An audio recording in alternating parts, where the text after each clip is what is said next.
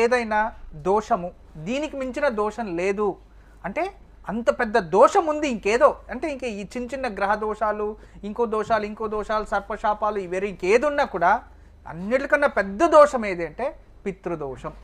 దానికి మించిన దోషం ఇంకోటి లేదు. జీవితంలో ఏ దోషాలకైనా ప్రాయశ్చిత్తం ఉంది ఈజీగా.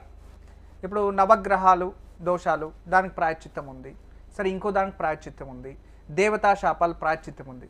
పితృదోషానికి ప్రాయశ్చిత్తం లేదు, రుణమే తీర్పుకోవాలి. ఇది పితృదోషం.